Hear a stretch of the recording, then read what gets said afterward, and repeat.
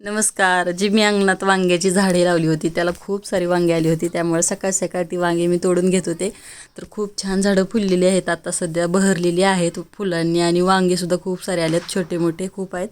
तर आता भाजी करण्यायोग्याची झालेली आहेत ते मी काढून घेतली.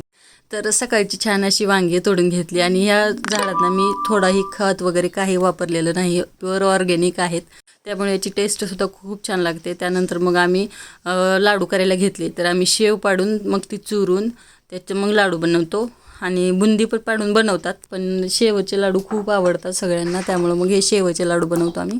तर जे बेसन आहे त्यामध्ये थोडंसं सोडा, थोडं पाणी वगैरे घालून त्याचं सारं तयार करायचं छान असं आणि त्याची शेव पाडायची शेवग्याने. तर आमच्या इकडे शेवगा म्हणतात त्याला, वेगवेगळी नावं आहेत ज्या त्या भागामध्ये. आणि त्यामध्ये मग पाक बनवून टाकायचा, चुरून घ्यायची शेव आणि पाक घालायचा आणि छान असे लाडू वळून घ्यायचे. तर हे माझे आहेत आणि हे बनवायला चालू आहेत ते आईचे आहेत. तर छान असे लाडू बनवून घेतले दोघीचे पण. ही माझी आत्या आली होती भालगाववरून लाडू बनवण्यासाठी, आमच्या गावाशेजारीच राहते, ते बनवू लागायला आलेली. तर इथे मग बनवत होते तोपर्यंत इथे वेद आणि आदूचं छान असं झोका खेळायला चालला होता. हा झोका मी मिशोवरून मागवलेला आहे, खूप छान लागला. तर व्हिडिओ कसा वाटला सांगायला विसरू नका. आवडला असेल तर लाईक करा आणि चॅनलला सबस्क्राईब करायला विसरू नका.